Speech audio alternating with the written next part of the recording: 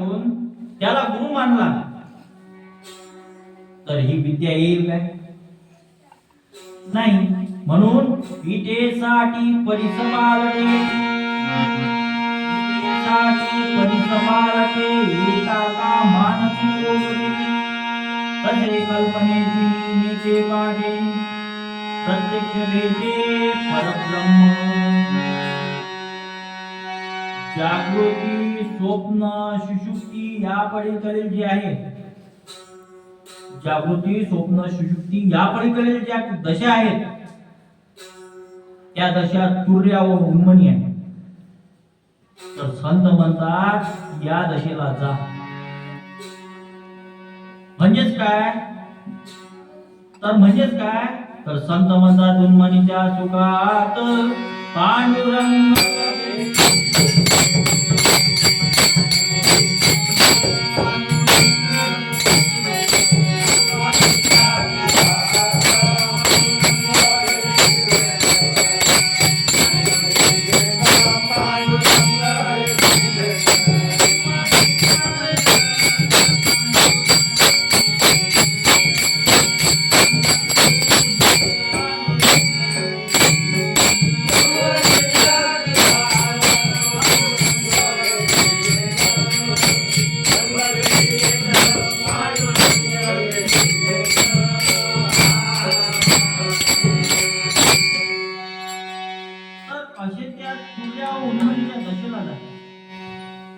मग उन्मन म्हणजे काय? तर मनाचा लय हा स्थित करणे म्हणजे स्थित प्रज्ञ म्हणून. आणि ते मन स्थिर करून समाधी योग साधा म्हणजे कल्पना स्थिर करणे म्हणजे सृष्टी विचारणे. आणि सृष्टी विसरून एकच ईश्वराची कल्पना करा. कशी धरायची? तर गीतेत भगवान म्हणतात मत मना भव मत भक्तो मध्यादेवा नमस्करो मा भवत्यसी युक्तेव मातानं मत परायण. तात्पर्य काय? तर शरीराचे सोंग करू नका. मग मनाची कल्पना स्थिर करण्याकरता काय केले पाहिजे?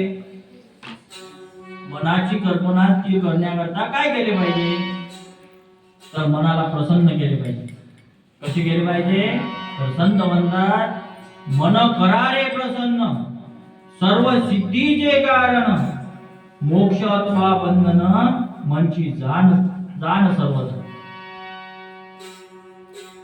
मनाला प्रसन्न करणे म्हणजे काय? तर मनाला प्रसन्न करणे म्हणजे मनाला स्थिर करणे होते. कारण मन ही चंचल राहते. आणि मन किती चंचल आहे? तर किती श्रीकृष्ण म्हणतात, ते म्हणतात चंचल ही मना हा कृष्ण प्रमाटी बलवदम हृदम तसाह्यम निग्रहे मने वायु सुदुष्करम. चंचल मनाला कसे आवरावे? तर चंचल मनाला आवडण्याकरता ज्ञानेश्वर म्हणतात या मनाचे एक निके जे हे देशिनी गोविंद्या ठाया सोमे आणि म्हणून अनुभव सुखची कौतुके दावते जायचे. तर मन हे असे बनते. मन हे कोणाचे ऐकत नाही. गांजा पिणाऱ्याचे, अफू खाणाऱ्याचे उदाहरण घ्या, गांडबाजी करणाऱ्याचे उदाहरण घ्या. मनाला लालसा लागली की मग ते मागे फिरतच नाही. महाराज म्हणतात अशी मनाला सद्गुरूची लालसा लागली पाहिजे. संत काय म्हणतात? तर संत त्याचे वर्णन करतात. ते म्हणतात मोरी लागी लटक गुरु चरण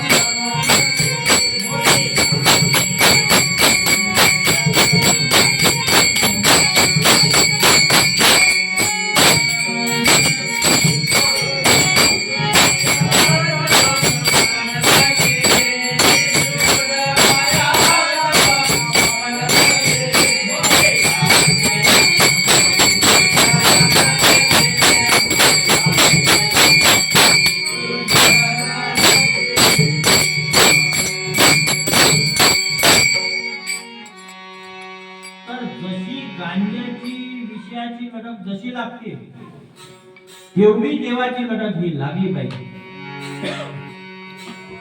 म्हणजे मोरी लागी लटक गुरु चरण नकी आणि झूठ माया सब सपन नकी. मग देव कोणता? देव कोणता? सृष्टीतील देव हा दृष्टांत आहे, तो देव नाही. आकाश पाताळ वगैरे हे देव नाही. पण ज्याने प्रयत्न केला असेल, ज्याने प्रयत्न केला असेल तो देव म्हणजे शरीरातील आत्मा हाच देव आहे. आणि तो आत्मा असा शुद्ध व खरा आहे. असा खरा आत्मा हा कोणाचा झाला? तर तुकोबाचा झाला. म्हणून ते म्हणतात तुका म्हणे सांगू किती तोची भगवंताची. तुका म्हणे सांगू के